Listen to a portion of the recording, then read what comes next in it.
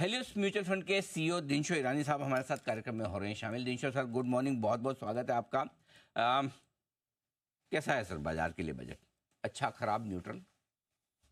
अच्छा, पहले तो अनिल जी धन्यवाद आपका थैंक यू शो सर। पर आमंत्रित करने के लिए और आपके दर्शकों को और आपकी टीम को very good morning. Thank you sir. अच्छा, तो बजट का तो ऐसा था कि एक्चुअली एक्सपेक्टेड नॉर्मली होता है कि नॉन इवेंट होना चाहिए बजट का। लेकिन इस बार जो हम पहले से हमारी जो चिंता थी कैपिटल गेन्स को लेके, वो एक हद तक बाहर आई गई। मतलब वो कैपिटल गेन्स बढ़ाई दिए उन्होंने, शॉर्ट टर्म के 5% से बढ़ा दिए और लॉन्ग टर्म 2.5% से बढ़ा दिए।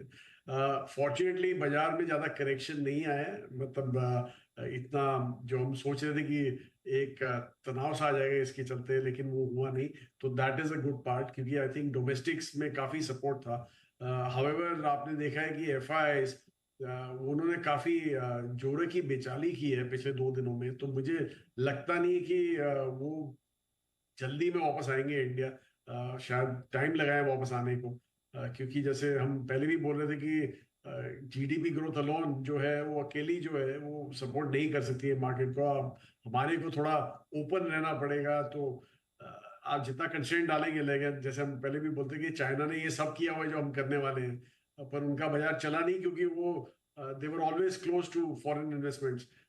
तो हमें अपने आप को ओपन रखना चाहिए। तो anyway, let's see, I hope कि वापस एक तरह से एफआईआर आ जाए। पर शायद लगता है कि टाइम लगेगा यहाँ पे उनको आने में। तो फिर ये समझा जाए कि एक बार मतलब अब बाजार बड़ा करेक्शन ना भी दे तो थोड़ा टाइम वाइज करेक्शन या कंसोलिडेशन अगले कुछ महीनों के लिए होता दिखता है आपको? बिल्कुल जी। तो अनिल जी, एक्चुअली हमें तो ये लग रहा है कि अगला ये पूरा साल जो कैलेंडर ईयर है शायद एक टाइम करेक्शन में ही निकल जाए। एंड हमें तो वो बेस्ट केस सिनेरियो लग रहा है कि टाइम करेक्शन हो तो बहुत ही बेहतर रहेगा हमारे मार्केट के लिए। क्योंकि एक चीज जैसे मैंने बोली कि डोमेस्टिक फ्लोज काफी अच्छे हैं, तो इसलिए वो एब्जॉर्ब होता रहता है जो भी सेलिंग होता है एफआईआईज का। लेकिन आई होप दैट कंटिन्यूज। घरेलू फ्लोज की वजह से घटेगा नहीं और एफआईआईज की बिकवाली से बढ़ेगा नहीं, थोड़ा टाइम पास होता रहेगा। लेकिन इस टाइम पास में जाहिर सी बात है कि इंडेक्स मैनेजमेंट भी होगा, सेक्टर रोटेशन भी होंगे, कुछ सेक्टर्स अच्छा करेंगे, कुछ खराब। आपको क्या उम्मीद है, कहाँ अच्छा होने की उम्मीद रखी जाए और कहाँ खराब? तो एक्चुअली अनिल जी, हमें तो ये लग रहा है कि जो पुराने जो स्टैलवर्ड्स थे वो शायद वापस आ जाए। मतलब जैसे फाइनेंशियल सेक्टर था, आईटी एक बहुत ही बढ़िया डिफेंसिव बन के आ रहा है बाहर। लार्ज कैप आईटी की बात कर रहा हूँ मैं। वो काफी अच्छी तरह से एक डिफेंसिव बन के आ रहा है बाहर। कंजम्पशन जैसे ये बजट में काफी पुश था कंजम्पशन का, थोड़ा लंबा चलेगा वो, लेकिन लेकिन वहां पे भी हमें लग रहा है कि एक अच्छी स्टोरी बन के आ रही है बाहर। तो ये सब आप देख लीजिए। लेकिन दूसरा ये देखिए कि ओवरहैंग है, ओवरहैंग इन द सेंस कि वैल्यूएशन का ओवरहैंग बहुत ही है। इसलिए लार्ज कैप में ज्यादा कंफर्ट है देन मिड कैप्स। उल्टा लार्ज कैप में बहुत ज्यादा कंफर्ट है, उसके बाद शायद स्मॉल कैप में ज्यादा कंफर्ट रहेगा rather than mid caps. Mid caps हमें लग रहा है कि काफी हद तक ओवर वैल्यू हो चुके हैं, और यहाँ पे शायद आपको एक करेक्शन देखने को मिले अगर जो पैनिक हुआ था मार्केट में। कैप शेयरों में थोड़ा सावधान रहे, लार्ज कैप में सेफ्टी ज़्यादा है, ये ध्यान रखिए। और कंजम्पशन से जुड़े स्टॉक्स और फिनेंशियल ये मजबूत रह सकते हैं। अब सर, रिजल्ट सीजन जो जोरों में चल रहा है, दो स्पेशली सेक्टर्स, जिनके तीन रादर, जिनके रिजल्ट्स पे आपसे राय लेना चाहता हूँ। एक आईटी, दूसरा एफएमसीजी और तीसरा बैंक्स। कैसे देख रहे हैं इन तीनों के रिजल्ट्स? जी देखिए, आईटी का जैसे मैंने बोला कि लगता है कि वर्स्ट खत्म हो गया शायद, उसमें जो पैनिक जो था। और इनफैक्ट टीसीएस के केस में तो हायरिंग भी चालू हो गई है। तो हम पहले ये बोलते थे कि रॉ मटेरियल का मैन पावर होता है, तो वो आपको ध्यान रखना पड़ेगा। तो वहां पे पहली बारी 7 क्वार्टर के बाद आपने देखा कि फ्रेश हायरिंग हुई है वहां पे। दूसरों ने भी बातें की है, लेकिन आज की तारीख में दिखा नहीं उनमें केस में। तो इसलिए आई थिंक वर्स्ट वहां पे ओवर है। जैसे मैंने बोला, वैल्यूएशन कंफर्ट हमेशा रहा है, क्योंकि वो सेक्टर काफी हद तक अंडर परफॉर्म किया था एक रैली को। और अभी रिसेंटली चालू है उसमें परफॉर्मेंस। लेकिन वहां पे आपको सेफ्टी दिख सकती है। एफएमसीजी की बात करें तो वहां पे रूरल पिकअप हुआ है, लेकिन सिटीज और मेट्रोज में स्लो डाउन काफी एविडेंट होने लग गया है।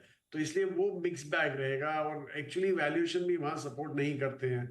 तो इसलिए हमें वहां पे बिल्कुल कंफर्ट नहीं है। तीसरा जो आपने बोला, फाइनेंशियल सर्विसेज, वहां पे जो भी बैंक ने अभी तक रिपोर्ट किया है, प्रॉब्ली आपने देखा है कि कॉस्ट ऑफ क्रेडिट काफी हद तक ऊपर हो गया है। लेकिन एक जो पॉजिटिव था इस बजट में वो ये था कि जो फिजिकल डेफिसिट इस गवर्नमेंट ने काटा है अपना, मतलब 5 लास्ट ईयर तो 5.6 था, उन्होंने टारगेट किया था 5.1, पर अल्टीमेटली 4.9 की जो बात की है, 5.1 सब एक्सपेक्ट कर रहे थे, लेकिन 4.9 जो डेफिसिट की बात की है उन्होंने, 20 बेसिस पॉइंट्स 4 ट्रिलियन इकोनॉमी में काफी बड़ी रकम हो जाती है।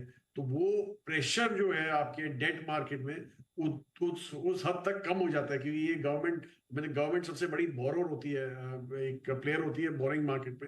तो वो एक बड़ा प्लेयर आउट हो गया है, आउट इन द सेंस कि उसका जो बोरिंग वो काफी हद तक कम हो गया है। तो उसके चलते आपको रिलीफ दिखेगा वहां पे, इसलिए हमें लग रहा है आगे चल के क्रेडिट कॉस्ट कम ही होंगे। तो एक जो ओवरहैंग है सेक्टर का, वो कम होता हुआ नजर आएगा। पर हावेवर क्रेडिट ग्रोथ आपको शायद थोड़ी नमी दिखे यहाँ पे, क्योंकि इस बार जरा केपेक्स में भी गवर्नमेंट ने थोड़ी कहते हैं लगाम खींच लिया, तो वो लगे, हमें लगा कि थोड़ा उन्होंने बैकफुट पे गए ऑन द केपेक्स, बिकॉज उनको ये एक्सपेक्टेशन है कि अभी प्राइवेट सेक्टर को किक इन करना चाहिए केपेक्स के साथ।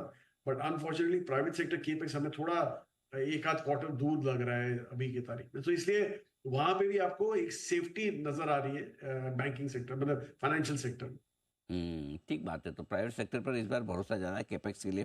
गवर्नमेंट ने अपना वही 11,11,000 करोड़ का आंकड़ा रखा है जहां पर कैपेक्स करना है। लेकिन एक चीज़ और है, बायबैक्स पर अब जो पहले टैक्सेशन का शायद थोड़ा लूप होल समझ लें कि भाई ऐसा था कि अगर कंपनियां बायबैक करी तो थोड़ा टैक्स कम लगता था इंडिविजुअल टैक्स पेयर्स को, अब वो भी खत्म कर दिया है।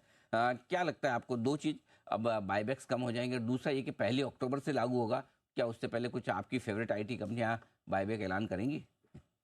कि एक रूल है बायबैक का कि आप 1 साल के अंदर वापस अनाउंस नहीं कर सकते। तो जी। मुझे लगता है शायद इन लोगों ने ऑलरेडी अनाउंसमेंट कर दिए थे जो बड़े बड़े थे। तो मुझे लगता नहीं कि अभी आगे चल के और ज्यादा हो सकता है यहाँ पे। 12 लाख इन चेक में आईटी फेलो कि क्या हुआ है एक्चुअली, एनालिस्ट से चेक कर सकता हूँ, लेकिन मुझे लगता नहीं कि इतने जोरों के आ सकते हैं अभी आज की तारीख में, क्योंकि एक साल का रूल जो कायम होता है उसके चलते I think most of them get disqualified. So, और वो भी आपको 1 अक्टूबर तक खत्म करना पड़ेगा। तो वो है, that is the thing. So anyway, देखते हैं। ठीक बात है। तो ये है आपके लिए राय। दिनशु सर, बहुत बहुत धन्यवाद आपका, आपने समय दिया बजट पर और बाजार के डायरेक्शन पर आगे हमारे दर्शकों से बात की। अच्छा, एक सवाल रह गया सर, वापस याद आया।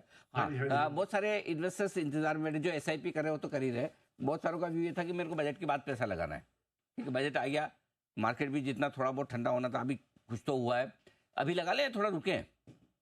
जी देखिए, एक्चुअली अनिल जी, ऐसा होता है कि नॉर्मली एक रिएक्शन जो एक्सपेक्टेड था बजट से वो हुआ नहीं।